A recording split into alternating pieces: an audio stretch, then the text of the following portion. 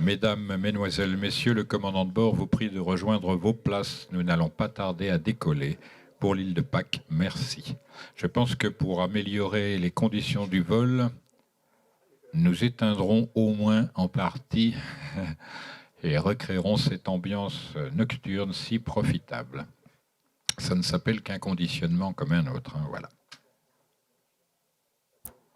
Et pour information, puisqu'on m'a posé la question plusieurs fois, la vidéo de cette conférence sera disponible sur notre site internet. Alors je vous demande de noter l'adresse. Nous sommes l'association Culture Populaire qui aidons Jacques à organiser cette conférence. Et l'adresse internet, c'est cultpop.fr. Il était temps, hein. Il était temps. Je répète, avec les 3 lettres. cultpop.fr, voilà. En tous les cas, infiniment merci pour la qualité de la mise en œuvre de la soirée, de l'accueil et tout ça. Tout le monde est très sympathique à mon égard. C'est vraiment une soirée rêvée et c'est comme ça depuis le début. C'est pourquoi on a envisagé, Adrien étant l'autre partie de la cheville ouvrière, de revenir vous voir de manière rythmée jusqu'au moment où ce deuxième film sortira. Cela de telle sorte que vous puissiez vous instruire de cette espèce de pensée particulière, celle des anciens, de manière aussi agréable que possible et fondamentalement juste, ce que vous pourriez vérifier si vous aviez toutes les lectures disponibles, que ce soit sur Gallica, Google Books, etc. Des livres modernes dans ce sujet, il n'y en a pas qui vaillent la peine, c'est pourquoi je me permets de vous inviter à choisir parmi les livrets.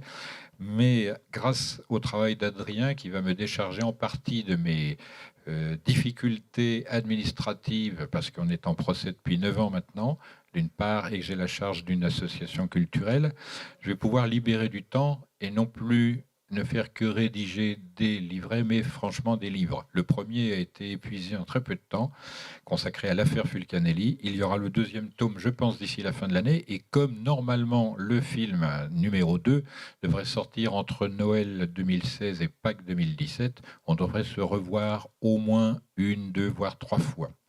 Comme j'apprécie que toute personne, même qui pense elle-même ne pas être cultivée, puisse profiter de cette culture très spécifique, vous l'avez compris, j'ai essayé de rendre facile et accessible des notions réputées ardues en mathématiques, j'ai choisi de vous expliquer les modalités de l'expression générale, dite cabale hermétique, grâce au jeu de tarot. Donc vous aurez des images et je vous expliciterai comment les choses sont transmises à des époques où les langues et l'écriture et toutes ces choses-là sont en déshérence quasiment, puisque ça change tout le temps. Donc on verra que la base que j'ai exposée ici, simplement, est la même pour le jeu de tarot, et c'est très intéressant. Deuxième partie, l'île de Pâques et fit le nombre d'or. Selon les astronomes, le site de Gizeh en Égypte serait le centre des terres émergées de la planète Terre. Cela confirme ce qu'avaient remarqué les nombreux savants qui accompagnèrent Napoléon Bonaparte lors de la campagne d'Égypte, qui fut aussi la première campagne scientifique dans l'histoire moderne. 153 savants de toutes disciplines, ainsi que des artistes, dessinateurs, géomètres, etc., avaient accompagné l'armée et au moins pour une fois s'étaient distingués, non pas dans le domaine du sang qui coule, mais de l'intelligence qui progresse en allant directement sur un site. Cette tentative de Napoléon était la troisième. En réalité, Louis XV avait essayé, Louis XIV avait essayé. Donc, la première chose que j'avais constatée lors de mes études, c'est cette petite remarque utile, parce que dans l'ouvrage géant, 18 tomes, 20 avec les tomes complémentaires pour s'y retrouver, dans la description de l'Égypte, donc, il y avait une phrase qui disait « L'Égypte est le carrefour de 3 grandes zones terrestres, l'Europe, l'Afrique et l'Asie. » Et ça suffisait déjà amplement à me mettre sur la piste de ce que je vous expose maintenant. La découverte immédiate, après celle des curiosités de la Grande Pyramide d'Égypte, dont on a vu que dans ce premier film, elle était codifiée par le nombre d'or, 1,618, c'est que la polarité qui est sous-entendue dans la religion égyptienne, ce qu'on appelle religion, fait qu'on trouve à l'est du Nil la zone pour les vivants et à l'ouest, la zone pour les morts. En haut, la zone pour la végétation, en bas, la zone pour les roches, etc. On a Isis et Osiris, on a Isis et Nephthys, sa sœur, on a Osiris et Seth, son frère. En fait, ce sont des polarités, le bien, le mal, la douceur, la fermeté, etc. La femme, qui n'a pas enfanté, celle qui a enfanté, etc. Ce sont donc des polarités discrètement installées. Et lorsque m'est venue l'idée de savoir quelle est la polarité associée au site de Gizeh, j'ai recherché l'endroit le plus isolé et le moins habité sur la Terre. Il faut se rappeler quand même que le Caire, capitale de l'Égypte moderne, c'est quasiment 20 millions d'habitants. C'est la plus grande ville d'Afrique et du Moyen-Orient en même temps, et certainement également de l'Europe. Mais il n'est pas bon de dire cela, ça attirerait trop l'attention vers un pays dit sous-développé. Moi, ce que j'ai retenu de l'Égypte, outre l'ancienne Égypte, c'est que l'Égypte moderne, quoi qu'on en pense, elle est constituée de gens extrêmement accueillants, très ouverts à l'Occident, qui n'est pas du tout crispé sur un islam, etc. Mais il y a des petites touches, en revanche, où on se méfie de tout cela.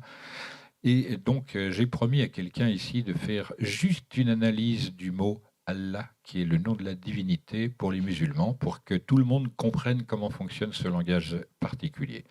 Donc, j'avais remarqué que la distance entre l'île de Pâques, le point le plus isolé et habité sur Terre, et Gizeh, c'est-à-dire le site des Grandes Pyramides, faisait cette distance 16 180 km, c'est-à-dire la valeur numérique du nombre d'or, qui est une proportion multipliée par la valeur du quart du périmètre terrestre. Et là, de nouveau, avec ce morceau de périmètre, pi et phi sont associés. On voit que c'est l'une des modalités polarisées pour les anciens de faire comprendre ce qu'ils souhaitent nous faire comprendre. On n'en est pas encore là, mais ça viendra. Il y a encore 6 films. Première remarque, donc, on a des dimensions, des constantes qui sont des proportions, on a des coudées, etc., mais je ne vous le dis pas pourquoi maintenant, et on a des kilomètres, ça au minimum 27 siècles avant notre ère. Ça, tout cela, vous pouvez le vérifier sur Google Earth. Il suffit simplement d'ouvrir la carte et de faire cette opération de jonction. Pour parler savamment, ici on ne parle pas de droite ou de courbe, mais du mélange des deux, c'est-à-dire géodésique. Lorsque vous êtes sur un plan, une droite c'est comme ça, mais sur une sphère ou un plan multiple, c'est-à-dire décalé dans l'espace et dans le temps, ça s'appelle géodésique. Et cette géodésique allant de l'île de Pâques à la grande pyramide de Gizeh, et à son sommet plus précisément, affiche une valeur métrologique équivalente à celle numérique du nombre d'or multiplié par la valeur kilométrique du quart de l'équateur terrestre. Alors là, j'exprime les choses de manière rigoureuse, avec un vocabulaire normalisé pour les matheux. Voilà. Donc vous voyez ici, et la précision est très très importante, puisque la valeur du nombre d'or c'est 1,618,033, alors que cette dimension c'est 0,2. Donc il y a vraiment très très peu de différence. L'autre remarque, j'étais aux Beaux-Arts et j'avais l'habitude de décomposer par des angles toutes les compositions, comme on l'a vu tout à l'heure dans une diapo.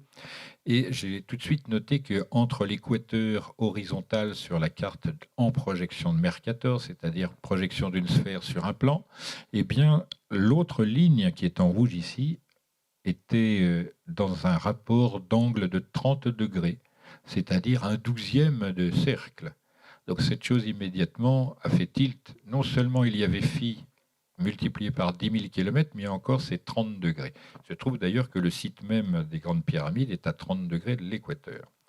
Et là où c'est devenu un peu encombrant pour ma tête, c'est que la projection nord de cet équateur penché, alors qu'avant je l'appelais le tapis rouge, c'est devenu l'équateur penché lorsque, avec des atlas géographiques et des maps-mondes et toutes ces choses-là, j'ai remarqué que sur ce tapis rouge, il y avait un très grand nombre de sites d'une première importance dans l'histoire des hommes et dans la culture aussi.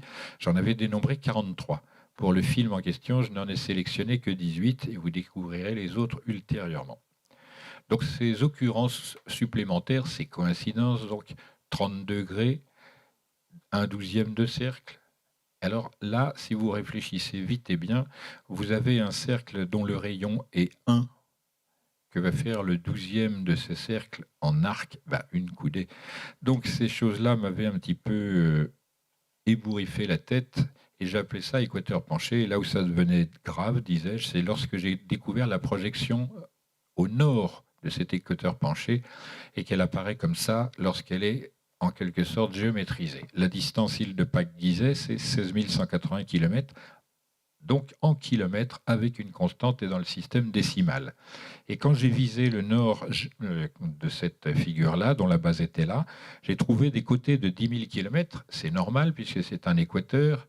Et au sommet, c'est le nord géomagnétique. Sa particularité, c'est d'être polarisé avec le nord axe de rotation de la Terre, qui est dit le nord géographique. En effet, la polarisation est simple. Ce nord géographique est fixe alors que le nord géomagnétique est mouvant. Non seulement il est mouvant, mais il se meut de plus en plus vite et de manière de plus en plus erratique avec une constante. Il tend à se rapprocher du nord géographique. Et là, le problème qui se pose, et pour cela on était allé poser des questions à des gens très bien placés avec Patrice, on avait rencontré Gauthier Hulot, qui est professeur à Polytechnique, et qui nous a dit, les gars, vous avez mis le doigt sur quelque chose d'important, mais je ne veux pas répondre face caméra, je ne veux pas semer la panique.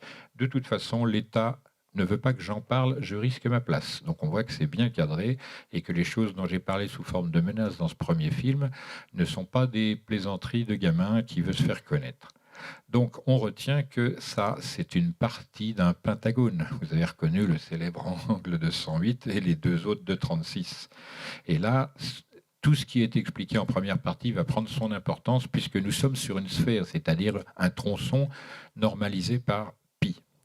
On se souvient dans ce premier film, par ailleurs, que l'on avait montré que des sites très importants étaient aux antipodes les uns des autres, c'est-à-dire l'île de Pâques est aux antipodes de Mohenjo-Daro au Pakistan, c'est-à-dire l'ancienne Indus, et que la distance, par conséquent, est d'environ 20 000 km, de la même manière que le plateau désertique de Nazca au Pérou, qui présente des pistas, c'est-à-dire des grandes figures géométriques, dont on pourrait penser que ce sont des pistes d'atterrissage, qui présentent des lignes et des géoglyphes en grande quantité, sur 500 km, eh bien, fait face à Angkor Wat, dont on sait que la pyramide est sur une île, puisque c'est entouré d'eau, Angkor Wat, et que c'est une construction à étages. Mais on dit que cette construction date du XIIIe siècle. Je suis d'accord, en effet, elle date du XIIIe siècle, mais si on omet de dire qu'il y a 9 étages en dessous, c'est qu'on est menteur par omission. Donc c'est très important de savoir que ces sites sont construits ou reconstruits les uns sur les autres. En ce qui concerne Nazca, c'est un endroit naturel, entièrement, vierge en quelque sorte. Et comme il n'y a pas de vent au sol, mais qu'il commence seulement aux alentours de 50 à 60 mètres, et qu'il est très violent par ailleurs, il y a un phénomène très particulier qui fait qu'il y a de toutes petites boules de végétaux, et ces boules, à cause du vent, s'encastrent en quelque sorte dans les creux que constituent ces dessins et les nettoient au fur et à mesure. Donc ça s'appelle, ce petit courant d'air, chez certains, c'est trapiche, ça s'appelle. Donc c'est bien, puisque c'est de même dimension que le dessin, et tout ça est nettoyé régulièrement. Personne n'a besoin de l'entretenir. Le problème, c'est que quand on marche ou qu'on roule dessus, la trace reste quasiment indéfiniment. Donc on voit cela, et on voit Gizeh qui semble isolé dans son coin. C'est intéressant parce que là, la démonstration que j'ai très probablement raison se fait facilement. Là, il faut être un peu attentif et retourner en maths. C'est désolé, vous êtes dans le piège une fois de plus. Dans le film, j'explique que lorsqu'on multiplie la distance Angkor Wat-Gizeh par le nombre d'or, phi, on obtient la distance Gizeh-Nazca. Et si l'on multiplie la distance Gizeh-Nazca par le nombre d'or, phi, on obtient la distance Nazca-Angkor Wat et on ferme un cercle. La preuve, me semble-t-il que j'ai raison, est ainsi faite de cette sorte-là. Le petit côté de la grande pyramide, donc c'est le triangle rectangle là qui nous intéresse, donc deux triangles rectangles de même dimension font le côté méridien de la pyramide, eh bien le petit côté est correspondant, mais en droite, à Angkor Wat Gizeh.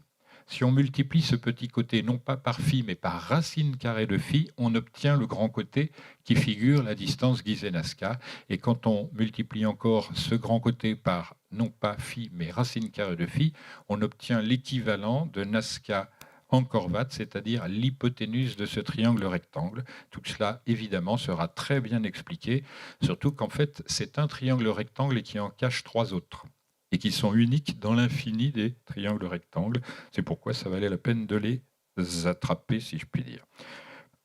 Donc, pour simplifié, le découpage de l'équateur penché est analogue à la construction du triangle de la Grande Pyramide. Petit côté multiplié par racine carrée de phi égale grand côté, et grand côté multiplié par racine carrée de phi égale hypoténuse, alors que Angkor Wat, distance multipliée par phi, le nombre d'or, et non plus racine carrée, donne Gizeh Nazca, qui est encore multiplié par le nombre d'or, et non pas racine carrée du nombre d'or, donne Nazca Angkor Wat. On voit donc un exposé géométrique en droite, stérile, pour la pyramide, dont on sait qu'elle représente l'hémisphère nord de la Terre, proportionnellement, et de l'autre côté, l'exposé en courbe. Et cette notation vaudra la peine d'être vue de près dans le film. Cette étoile qui comporte le nombre d'or et ce cercle qui vaut pour pi, les voilà de nouveau. Mais cette fois-ci, la polarité est affichée. Nous avons l'île de Pâques, 1, Angkor Wat, 2, et de l'autre côté, Gizeh, 3. C'est donc un nombre impair et masculin, mais là, il y a deux notions superbes. C'est plouf, 2 fois. C'est le nombre pair et le nombre impair qui font les 5 pointes. Et le pôle géomagnétique est ici au centre. On voit quand même que ça marche bien, cette forme de géométrie, et c'est celle qui va nous permettre de démontrer que tous les sites qu'on ne trouve pas sur l'équateur penché sont tout de même en relation avec cet équateur penché. Ainsi en va-t-il pour Stonehenge, probablement le plus connu avec les grandes pyramides. Regardez comment ça marche. Vous avez l'équateur penché vers l'île de Pâques par ici et vers là. Vous avez Gizeh à une pointe ici, et après, donc perpendiculaire à cet équateur penché, vous avez Stonehenge sur un autre équateur à angle droit. Donc c'est cette méthode qui va être utilisée et on va réunir tous les grands points de la Terre simplement avec cette projection d'une étoile, l'homme dans un cercle céleste. Donc Stonehenge, l'un des sites les plus anciens et énigmatiques du monde, est ainsi en relation géométrique étroite avec le reste des sites énigmatiques de l'équateur penché et non pas isolé. De plus, il est aussi en relation avec le site allemand de Nebra sur le même parallèle. Qu'est-ce que c'est le parallèle ? C'est une ligne qui est parallèle à l'équateur. Ça veut dire que Nebra et Stonehenge sont sur la même ligne par rapport à l'équateur. Ce caractère de parallèle va être exploité également dans le film. Mais là, Nebra, c'est bien clair, ça n'est pas un mot allemand. Neb, en égyptien ancien, ça désigne un panier, un couffin dans lequel on met les enfants. Quant à Ra, c'est le nom même du soleil, donc c'est un panier pour le soleil. Et le disque de Nebra qui a été découvert, c'est un disque de bronze et d'or qui est la première pièce archéologique qui représente le ciel lui-même. Non pas un ciel imaginaire, mais vraiment les caractéristiques du ciel. Et l'autre particularité beaucoup plus indigeste, c'est que son périmètre est exactement de 1 mètre. On verra dans le film que nous avons des dimensions métriques un peu partout sur la Terre et ça va en gêner des paquets. Revenons à la première leçon de géométrie, à savoir la chambre haute de la Grande Pyramide. Souvenez-vous, c'est un double carré. Ce qu'il fallait dire, c'est que le périmètre de ce double carré, donc rectangle de 1 sur 2, est égal à 60 coudées, à savoir 31 mètres 416 ou pi fois 1 décamètre. Il se trouve que ce triangle-là, donc la diagonale du petit côté, le côté du côté long et la diagonale en quelque sorte spatiale qui va d'un côté à son opposé, s'appelle un triangle diophantin de valeur 3, 4, 5. La somme de ces nombres fait 12 évidemment, ça rappelle un zodiaque et conséquemment un cercle. Donc on a sous-entendu une géométrie circulaire à partir d'une géométrie droite. Et là ça va commencer à être désagréable cette deuxième partie, tant pis vous avez déjà payé. Ce qu'il faut faire savoir, c'est que le périmètre de ce triangle 3, 4, 5 est le même que celui du rectangle rouge. Voilà. En revanche, la surface de ce triangle est les 3/4 de la surface du rectangle. On voit qu'on continue à nous enseigner de la géométrie de base, certes enfantine, mais très utile.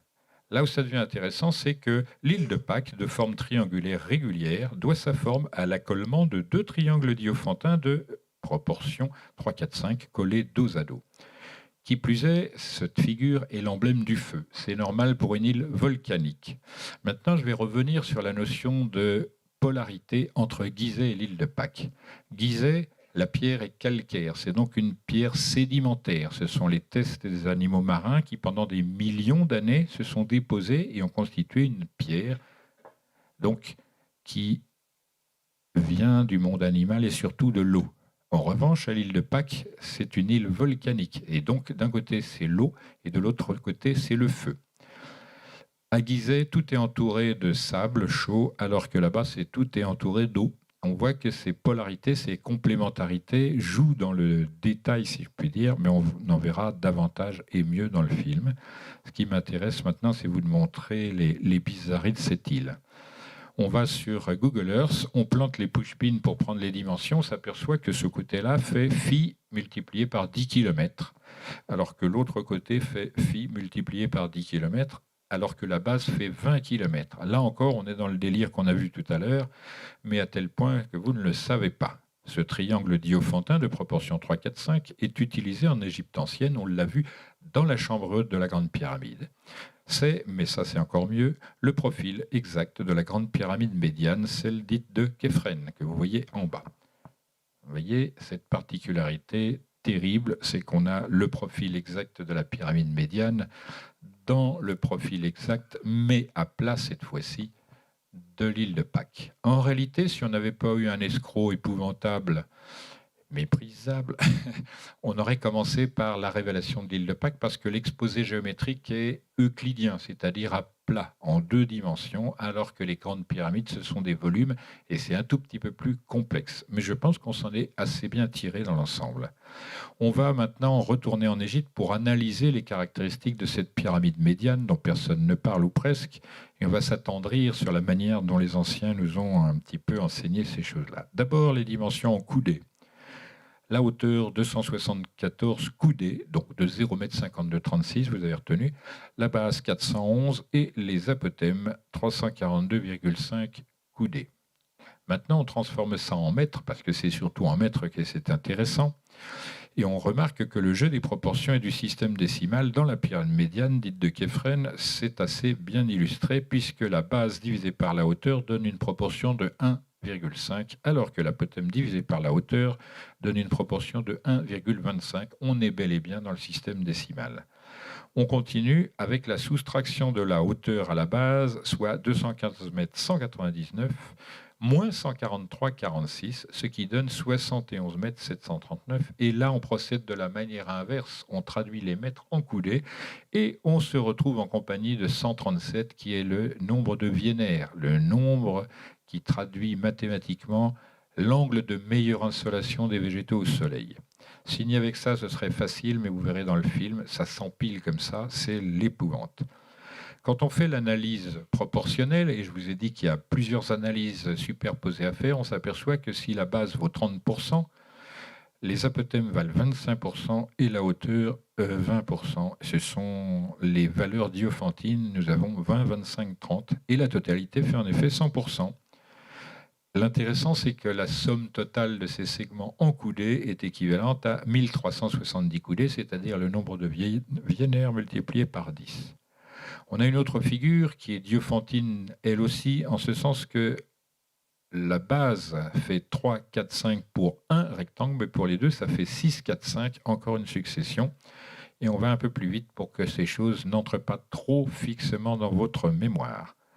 Donc, on a noté que 3 plus 4 plus 5 font 12. Maintenant, on va réduire un petit peu parce que le rapport entre l'apothème et la base, soit le rapport 5 sur 6, comme vu avant, renvoie évidemment à la relation entre phi carré et pi. 5 coudées égale phi carré, 6 coudées égale pi.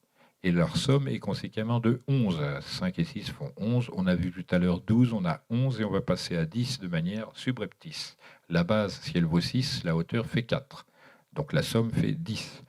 Mais lorsqu'on fait 6 fois 4, ça donne 24. Et là, on est en relation analogique avec les 24 heures qui permettent à la Terre de faire un tour sur elle-même. Et conséquemment, on est en relation avec un cercle et pi. Continuons parce que l'étonnement va plus loin. Les 342,5 coudées d'apothème multipliées par des 2 apothèmes font 685 coudées. Or, c'est précisément la valeur de la somme de la base plus la hauteur.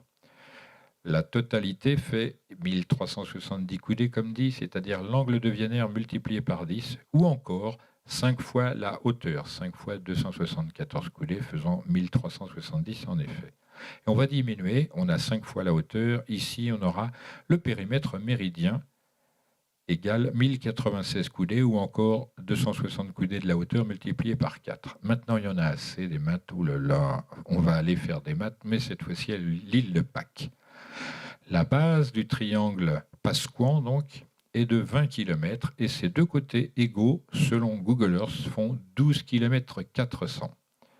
Ça, on veut bien, mais quand on vérifie par la trigonométrie, qu'au moins 2 aiment bien ici, et une là-bas, le résultat est 12,36. Or, vous connaissez ce nombre, c'est racine carrée de 5 moins 1 multiplié par 10, exprimé en kilomètres, c'est-à-dire l'inverse de phi multiplié par 2. Conséquemment, en divisant les 20 km de la base par la valeur d'un côté, soit 20 km divisé par 12,36 km, nous obtenons la valeur du nombre d'or, phi, sous-entendu en kilomètres. Et c'est encore la valeur, souvenez-vous, de la comparaison entre l'année lunaire et l'année solaire. 12,36 lunaisons pendant une année solaire. C'est curieux que le drapeau des Pasquans soit la Lune. On continue avec un autre type d'analyse, on passe à la topographie. Si l'on considère à présent les particularités du relief de l'île de Pâques, on constate rapidement que ces trois sommets les plus élevés en occupent les sommets des trois angles, c'est-à-dire en bas à gauche, au sud-ouest, nous avons le volcan Ranokao ici, et il est splendide parce qu'en plus il fait 1 km 236 de diamètre. Vous voyez que je dis plus rien, c'est comme ça, on est passé avant moi, ça devient un gros délire. Ce splendide volcan est complété par le volcan Terevaka qui, lui, n'a plus de cratère puisque tout cela a été recouvert, etc. Et en fait, le volcan Poike qui, lui aussi, est bouché. Poike, ça veut dire aussi bien en hollandais qu'en Rapanui, la fournaise, le trépied où on met le feu, etc. Ce qui est assez étonnant puisque c'est un hollandais, rappelez-vous, qui a trouvé cela. Alors, on va aller faire des constats suivants. Regardez Ranokao, ce premier volcan que vous avez vu en bas à gauche, au sud-ouest, ça, vue du ciel, ici, et vue de la Terre. Vous voyez qu'il est quand même assez joli, bien dessiné. C'est un truc splendide à voir. Et maintenant, aller à un autre volcan dont je n'ai pas parlé, qui est le fameux volcan d'où l'on extrait les moailles, ces statues qui ont la tête de Jacques Chirac. Et tout est extrait de l'extérieur et de l'intérieur de ce Ranoraraku. Vous voyez du ciel ici et à partir du sol là. Et la chose étonnante, donc, on en extrait des moailles, environ 1 millier, et ces moailles sont assujetties à la géométrie puisqu'ils sont enterrés aux 2/3 la plupart du temps. C'est ce qu'il faudra expliquer. Pourquoi on enterre des statues complètes, paresseuses, hein, d'ailleurs vous avez vu les mains dans le film, dans la terre pour qu'on en voit seulement la tête à partir du cou. C'est assez rigolo, mais incompréhensible. Ce qui nous retient l'attention au mieux, c'est que lorsqu'on prend les dimensions, elles sont parlantes d'une part, mais quand on trouve le centre de ces calderas, c'est-à-dire de ces cuvettes vides, comment font les Pasquans pour le savoir si ce sont les Pasquans qui ont trouvé ça, je ne sais pas, et qu'on joint le centre de la caldeira de Ranokao, ce grand volcan qu'on trouvait au sud-ouest, et celui de Ranoraraku, où on extrait les têtes de Jacques Chirac, eh bien, ça c'est le Ranoraraku que vous avez vu il y a quelques instants, vu du ciel, autre difficulté. Le résultat est assez surprenant puisque la distance linéaire exacte entre ces deux centres des calderas est égale au nombre d'or en kilomètres, là encore. La nuance à observer que ce sont les seuls volcans comportant de l'eau dedans et qu'ils sont circulaires comme la lettre O. On va terminer cette toute petite séance pascuane par des documents qui affirment que, selon le capitaine espagnol Don Gómez González de Haedo, qui visita l'île de Pâques en 1777, une pyramide était visible dans l'île, ce qu'avait confirmé le père de la Brosse en 1799. Mais cette pyramide a disparu, on ne sait pas pourquoi, ni quand, ni comment. C'est très dommage, ça rappelle l'histoire du pyramidion, tout ce qui dépasse, on l'enlève. Où mène cet ensemble de découvertes en ce qui concerne Gizeh, l'île de Pâques, simplement à cette conclusion naïve, mais solide. L'île de Pâques et le site de Gizeh sont en connexion géographique et sémantique au minimum. Maintenant, s'il vous plaît, rattachez vos ceintures, on va décoller, parce que le plus étonnant reste à voir. Partons dans la direction indiquée par la hauteur du triangle équilatéral assemblant deux triangles rectangles Diophantins de proportion 3, 4, 5, de même profil que la pyramide dite de Képhren. Donc ça, c'est l'île de Pâques en sombre. En bas, c'est sa base, 2 km. En hauteur, je vous laisse calculer, c'est intéressant. Et on va suivre cette hauteur vers le nord. Donc, nous allons ensemble plein nord. Et curieusement, on va intercepter, chose inattendue, je suppose, le nord géomagnétique qui est à l'ouest de l'Alaska. Et passant ce nord géomagnétique, on va continuer parce qu'on sait que de l'autre côté, aux antipodes, c'est-à-dire à 20 000 km, on va trouver Mohenjo-Daro dans l'Indus, c'est-à-dire au Pakistan, et que la précision dans ce domaine est assez hallucinante parce que la seule protubérance à Mohenjo-Daro, eh bien, elle est exactement recouverte par cette ligne. Donc ce monticule est unique et hop, ça tombe dessus. Donc on voit que ces gens avaient une capacité géométrique sur des dimensions de 20 000 km, c'est remarquable. Et on continue avec la bizarrerie. Vous allez voir pourquoi je suis assez prudent. Vous lisez ici la couverture d'un ouvrage qui a paru en 1932 suite à une conférence Océanie et Inde près. Là, je ne peux pas lire, c'est trop dangereux. Mohenjo-Daro et l'île de Pâques. Voilà. Pour ça qu'il faut que je cesse mes âneries, puisque sur Internet, je suis un nazi, un homophobe, un antisémite et tout ça. Et je suis un ami de égalité, réconciliation, enfin tout ça. Je suis un ami de Jean-Marie Le Pen, de Alain Soral, enfin toutes les personnes qu'on n'aime pas, on les met de côté, c'est ainsi. Mais ça, il est bon de le savoir, puisque là encore, la jonction métrologique et sémantique existe, elle est très forte, elle s'inscrit jusque dans l'écriture. Il faut se souvenir que la seule écriture qu'on ait trouvée en Océanie, c'est l'écriture des Pasquans, dite rongo-rongo, que je traduis librement en anglais, langue d'insulaire et marin. To run, to go, hein, courir, aller, rongo, rongo, 2 fois, ça veut dire 2 fois plus vite peut-être. Et on trouve seulement 25 de ces plaquettes qui ont la particularité de devoir être lues, comme on dit, à boustrophédon, c'est-à-dire chez les Grecs, comme un bœuf qui trace un sillon sans s'arrêter et trace des sillons parallèles qui n'en sont qu'un seul, c'est-à-dire il va de droite à gauche, de gauche à droite, et ainsi de suite. Et pour lire ça, il y a 2 personnes qui scandent des syllabes qui correspondent à ces figures, et à chaque fin de ligne, on retourne la chose. Donc la plaquette ressemble à une planète qui tourne, et c'est intéressant. Maintenant, regardez bien ces figures. Vous avez des figures d'oiseaux, des figures de tortues, certes, mais d'autres plus étranges. Et la correspondance est assez hallucinante entre l'Indus, c'est-à-dire la partie du Pakistan, Mohenjo-Daro, ici, et la correspondance à l'île de Pâques. Un personnage avec un U, c'est peut-être de quoi boire, on ne sait pas. Mais là où c'est intéressant, c'est que ce personnage tient une sorte d'échelle, là aussi, sauf qu'il a une tête d'oiseau. Et là, ça commence à grincer des dents, une fois de plus. Vous comprenez pourquoi je suis prudent. Mais je suis rassuré parce qu'on trouve également ces figures-là dont on reparlera incessamment, indéfiniment. Elles sont précieuses. Vous êtes bien assis dans votre siège, vous avez votre parachute et tout ça, vous avez lu les instructions de secours, allons-y. Le problème qui ne s'explique pas plus que la liaison linguistique et graphique entre l'île de Pâques et l'Indus, c'est cela. Teotihuacan, au Mexique, site de grandes pyramides, à une pyramide du Soleil, une pyramide de la Lune et une pyramide du serpent à plumes Quetzalcoatl. Mais l'allée des morts, 4 km 100 à peu près en plein soleil, c'est dur, eh bien, elle est tournée, orientée vers l'île de Pâques. Chichen Itza, site de pyramide au Mexique, c'est la même chose, orientée vers l'île de Pâques. Palenque, dans le Yucatan, c'est-à-dire à l'est dans la jungle, est orienté vers l'île de Pâques, tout comme Uxmal, qui est tourné vers l'île de Pâques. Vous pouvez vérifier tout cela, évidemment, sur Google Earth. Tonina, trouvé il y a une dizaine d'années, en frontière du Nicaragua, c'est pareil, c'est tourné vers l'île de Pâques. Ainsi, tous ces sites vont, par leur orientation, joindre Mohenjo-Daro et l'île de Pâques, 20 000 km pour joindre l'un et l'autre, et passer par le nord géomagnétique. Donc l'indication est forte, et vous voyez que d'un côté à l'autre, eh bien, c'est beaucoup de difficultés géométriques pour donner des azimuts aussi précis. Et on continue, cette fois-ci, c'est la Chine. Avec Xi'an, c'est la région centrale où il y a environ 400 grandes pyramides. La particularité des pyramides chinoises, c'est qu'elles sont souvent oblongues, c'est-à-dire elles ont une longueur et une largeur, et évidemment une hauteur. Donc, la plupart des grandes pyramides de cette région centrale de Chine sont orientées vers l'île de Pâques.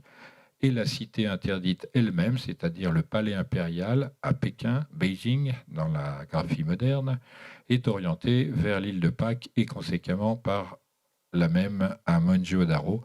On voit ici que les sites du Mexique sont interceptés ici, alors que la Chine, ici, c'est pareil, mais en perpendiculaire. Ça dessine un quart de la Terre, et on voit que ça va de l'autre côté à l'île de Pâques.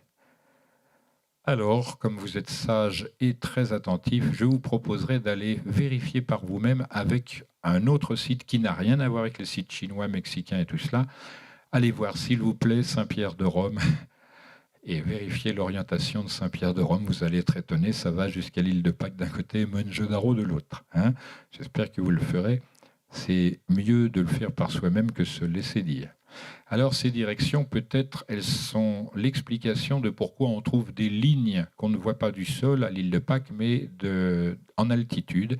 Elles sont très rectilignes et elles décollent, si je puis dire, toutes du volcan qu'on a vu tout à l'heure, Rano Raraku, là où il y a les têtes des individus.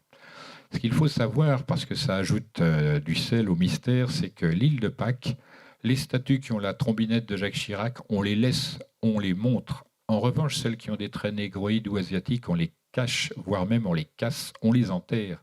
Et ça n'est pas le fait des insulaires qui, eux, ne voudraient pas que leur héritage soit détruit. Ce sont le fait des autorités chiliennes qui prennent de plus en plus de puissance dans les lieux. Ce qui fait que lorsqu'on y est allé, il n'y a même pas 3 semaines, il y avait un conflit qui a fait plusieurs morts pour cette raison. Donc il faut savoir qu'on est en train de nous casser notre héritage et que les Pasquans veulent veiller sur leur propre héritage, mais n'y parviennent pas, puisque c'est réglé de sorte économique et militaire. Donc la chose est assez désagréable à vivre et à voir. Donc on voit ces lignes-là qui partent du volcan, comme vous le voyez dans l'image suivante en bas, le volcan Rano Raraku. Et ces lignes vont rejoindre la mer. Quelquefois, il y a des routes comme ici qui passent par-dessus. Personne ne s'en aperçoit. Et qu'est-ce qu'on trouve au bout? Ces espèces de chaussées qui rentrent sous l'eau. Et ça, on nous dit, les explications sont simples. On nous dit, c'est le basalte des volcans qui tombe à l'eau et ça fait psh quand ça arrive et ça s'organise comme une coulée de lave qui rentre avec des côtés comme ça.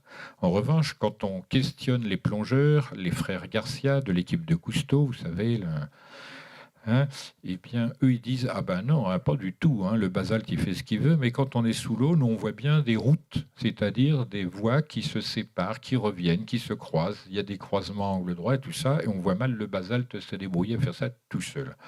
Donc, on abandonne un peu l'île de Pâques du point de vue géographique et morphologique pour s'intéresser à sa situation.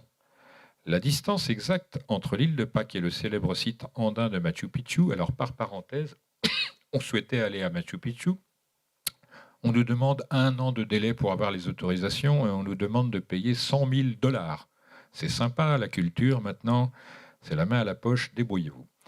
Et donc, la distance entre le centre de l'île de Pâques et le centre de Machu Picchu est de 4058 mètres 795, de centre à centre. Donc, si l'on divise le périmètre terrestre précis par cette dimension précise, le résultat est pi carré. Donc, vous voyez qu'en plus d'avoir des destinations multiples partagées sur l'équateur penché par les valeurs de phi sur pi, et bien là, on a de site à site des relations avec ces deux valeurs pi et phi. Lorsque nous sommes allés, après la visite d'une semaine à l'île de Pâques, qui fut très très mouvementée à cause de ce conflit d'une part, et par le fait qu'on voulait filmer ce qu'on avait à filmer, nous sommes allés en Bolivie, cette fois-ci à 3880 mètres d'altitude, et on a visité le site de Tiahuanaco, qui est environ à 70 km au sud-ouest de La Paz, la capitale la plus haute du monde. L'aéroport El Alto est à 4040 mètres. Eh bien, ce site de Tiahuanaco est séparé en 3 zones. La zone Acapana, qui désigne simplement une pyramide. Vous imaginez une pyramide à 3880 mètres d'altitude, c'est vachement intéressant, c'est efficace, je ne sais pas ce qu'on fait. Il y a ce site-là qui s'appelle Kalasasaya et le plus étrange d'entre tous, qu'on a déjà montré en diaporama, qui s'appelle Pumapunku et qui va vous réserver d'étonnantes surprises dans le film. Donc sur Kalasasaya, le mur est là, lorsqu'on le prolonge, on l'azimute, il arrive et il passe le nord géomagnétique comme les autres sites. C'est intéressant parce que les géologues ne sont pas du tout d'accord avec les anthropo-ethno-sociologues qui disent c'est entre 300 et 800 de notre ère, alors qu'il n'y a strictement aucun lien avec la population autochtone et ces choses-là. Les autochtones, ce sont des paysans éleveurs, très peu d'agriculture, surtout de l'élevage, les lamas, vous savez. Et donc, c'est un truc qui s'amène sur 60 km². Il y a des caillasses de toutes les formes et très, très finement découpées dans l'andésite. L'andésite, c'est à peine moins dur que le silex, donc c'est intéressant. Là, on va changer de décor parce que ça commence à bien faire la Terre et on va aller dans l'espace pour vous montrer que ce qui a été dit en première partie jusqu'à présent ne concerne pas seulement la Terre. Regardez ainsi la planète Mercure, c'est-à-dire l'emblème du dieu de l'intelligence, des arts, de l'écriture, etc. Son diamètre réel s'inscrit dans cette figure-là, donc un pentagone étoilé, alors que celui de la Terre s'inscrit dans le pentagone étoilé qui vient immédiatement après. Ah, on va dire, c'est le hasard tout ça. Ça devient gênant parce que si on compare les révolutions de Mercure autour du Soleil et la révolution de la Terre autour du Soleil, elles occupent, si je puis dire, respectivement les mêmes dimensions. C'est comme si Mercure tournait autour de Mercure et la Terre autour de la Terre. Rassurez-vous, ça va aller plus loin. Maintenant, ce que je vais vous demander, c'est d'ouvrir au moins un téléphone. J'en vois un là-bas. Est-ce que vous voudriez bien prendre en considération ceci? Mercure se comporte à l'égard du Soleil comme la Lune à l'égard de la Terre. À savoir, Mercure propose toujours la même face au Soleil, alors que la Lune propose toujours la même face à la Terre. La durée de la révolution de Mercure autour du Soleil, c'est 88 jours. Et vous voyez que 8, c'est bien l'emblème de l'intelligence aussi. Alors que la révolution de la Lune autour de la Terre, c'est 28 jours. Qui voudrait, grâce à son téléphone portable, diviser 88 par 28, s'il vous plaît, et nous dire le résultat?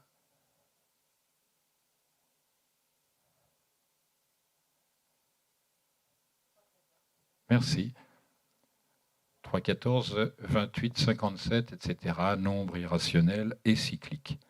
Ces choses-là étaient certainement connues et elles ont été figurées un peu partout, comme ici, lorsqu'on est à Notre-Dame de Paris, sur le stylobate, c'est-à-dire l'entrée décorée, là où il y a les portails. On voit cette femme qui lève les yeux au ciel, comme les Moaïs de l'île de Pâques, dont je rappelle que l'ancien nom, c'est Mata Keterangi, ça veut dire les yeux qui regardent le ciel. Mais la mode, actuellement, chez les ethnologues, c'est de dire non, non, les Moaïs regardent le sol et les villages de l'île pour les protéger. Vous voyez que le langage n'est pas exactement le même. Or, cette femme donc désigne le ciel, regarde le ciel et tient un cercle, c'est-à-dire la figuration du ciel, c'est-à-dire pi, dans lequel il y a un pentagone phi. Et la différence de surface est du simple au double. Si ça, cette surface fait 1, le reste fait 2. On voit quand même que ces petites choses sont sympas. Maintenant, redécollons. Et voyons que la Lune par rapport à la Terre est bien figurée dans la relation, cette fois-ci carrée, et avec la spirale de Fibonacci, la spirale dorée. On va continuer avec l'étonnement, et là vous en avez pour un quart d'heure dans le film prochain. Regardez ceci. Nous avons Mercure, Vénus, la Terre, Mars, Jupiter, etc. Ça, c'est le diamètre de la Terre, 12 756 km. Vous avez bien noté cette valeur-là. Ça, c'est la somme des diamètres de toutes les planètes, 400 699 km. La curiosité apparaît. Périmètre terrestre égale 40 069,9 km, c'est-à-dire cette valeur-là divisée. Et l'autre chose, c'est 400 699 km divisé par cette valeur-là, 12 756, égale pi multiplié par 10 à 99,99% de justesse. Continuons dans l'étonnement.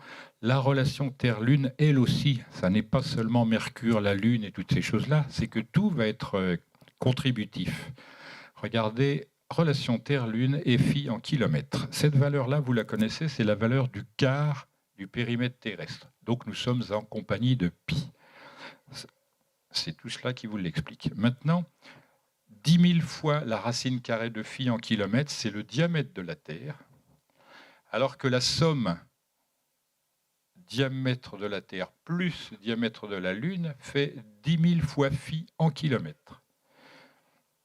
Je n'y peux rien, c'est comme ça et ça continue et ça ira de pire en pire. On se souvient que 10 000 fois phi en kilomètres, c'est la somme totale de cela. Et ça correspond au grand côté qu'il vaut en proportion racine carrée de phi. Alors que la base, le petit côté, vaut 1 et l'apothème vaut phi soi-même. C'est correspondant à cette figure que vous avez vue tout à l'heure.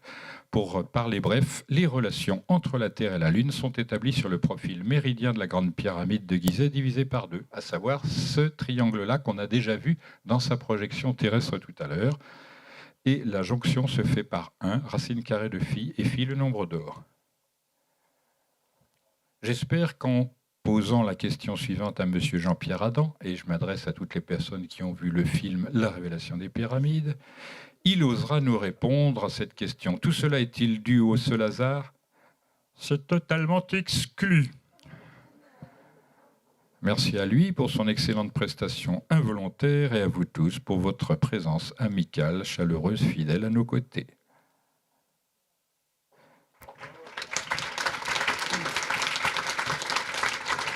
Ça n'est pas terminé. Ah, ça n'est pas terminé. Vous savez qu'il y a toujours des petites choses supplémentaires dans nos activités. Certains diront non merci, ça n'est pas ma culture, ça ne m'intéresse pas, c'est ma pas. Non, rien. Et d'autres trouveront ça stupide, ridicule et tourneront ça en dérision. Vous voyez, il y en a même qui sont morts de rire. Mais il faut considérer que cet ensemble constitue des ponts entre différentes disciplines, des passerelles entre divers points de vue et des liaisons entre méthodologies variées et complémentaires. Et tout cela est utile à tous. Ce dont je parle maintenant, c'est qu'en fractionnant les sciences, on est incapable de voir ce qui constitue l'unité que nous propose la nature. On ne se reconnaît pas là-dedans parce qu'on n'est pas fractionné. Lorsqu'on dort, on se réveille identique à ce qu'on était la veille à très peu de choses près, les maux de tête suite au vin, etc. Mais l'ensemble de ce qui a été proposé, ce sont des clés pour ouvrir de nouvelles portes. Et ces portes, elles sont l'avenir que l'on se propose à nous-mêmes et qu'on va livrer comme héritage à nos enfants. C'est pourquoi je dis, faites bien attention, on est en train de vous voler l'histoire de toutes les manières possibles. L'interdiction d'accès, la falsification et toutes ces choses-là. Donc Patrice et moi et d'autres personnes amicales décidées, volontaires, indomptables, sommes en train d'essayer de rectifier, si je puis dire, la chose dans ce domaine. Vous savez que c'est un tout petit film parmi des centaines de milliers de films. Il y en a plusieurs centaines par an. Celui-là est passé inaperçu. Jamais il n'y a eu de publicité, mais à l'heure actuelle, 90 millions de personnes l'ont prélevé sur Internet. C'était en revanche une introduction à l'ensemble de mes découvertes et une introduction en quelque sorte superficielle et touristique. Là, dans le deuxième, vous allez, et vous avez compris un petit peu que je vais frapper beaucoup plus fort en développement de tout ce que vous avez vu. Ça correspond à peu près à 10% du contenu de ce film. Donc, il y a vraiment de la matière. Et la dernière partie, particulièrement, est forte puisqu'on ne peut pas tourner autour du pot. Ça correspond exactement à des données astronomiques, physiques, etc. Et c'est très peu de choses. Simplement, je souhaite vous dire que donc j'ai fait un tout petit peu, il reste beaucoup à faire et je compte sur la participation de toutes et tous. Et je ne suis pas tout seul à avoir déliré, puisque je vous cite là le titre d'un ouvrage paru en 1780, 9 ans avant de la Grande Révolution qui pourrit tout. C'est le titre d'un livre d'Alexis Jean-Pierre Poucton, mathématicien et correspondant de l'Institut. Métrologie, ou traité des mesures, poids et monnaie ancienne, poids et monnaie des anciens peuples, où on traite de l'utilité des étalons inaltérables pris dans la nature, de l'avantage d'une mesure universelle, du calcul décimal. On fait voir qu'une mesure universelle prise dans celle d'un degré de méridien ne serait pas moins parfaite que celle qu'on réglerait sur la longueur d'un pendule à seconde. Petite parenthèse. Mesure parfaite qu'on réglerait sur la longueur d'un pendule à seconde. Et ça, c'est la notion d'espace-temps discrètement indiquée, parce qu'elle est très ancienne, et on l'a aperçue dans le premier film avec la notion de vitesse de la lumière en 1/1000e de seconde. Donc, ces gens-là, sans formaliser de manière moderne, avaient bien perçu qu'on parlait d'espace-temps. Je continue. Et on prouve que les anciens avaient un étalon naturel de mesure pris dans la grandeur du degré de méridien, et que dès les temps les plus reculés, avant la fondation de Ninive, de Babylone et des pyramides d'Égypte, la circonférence de la Terre avait été mesurée aussi exactement qu'elle l'a été dans ce siècle. Donc je ne suis pas le premier à délirer, ni le dernier d'ailleurs, j'espère. Au siècle dernier, à cette époque comme à la précédente, on ne parlait pas d'ovnis, d'ufologie, d'extraterrestres, etc., etc., mais on pouvait percevoir dans la culture qu'on étudiait sans avis prématuré des préjugés, comme Alexandre Moreau de Jeunesse, qui était un anthropologue, L'Océan des anciens et des peuples préhistoriques, il dit: les fables cosmogoniques, les théories et les généalogies par lesquelles débutent toutes les traditions s'accordent sur l'existence d'un peuple d'êtres supérieurs aux hommes, vivant cependant avec eux en commerce habituel, dont les uns leur servent de guide et de protecteur, tandis que les autres leur sont ennemis. Une telle conception n'a pu se former dans l'esprit naïf des populations primitives sans un fondement quelconque. C'est trop présumer des ressources et de la précocité de l'esprit humain d'y voir un ensemble systématique d'allégories abstraites.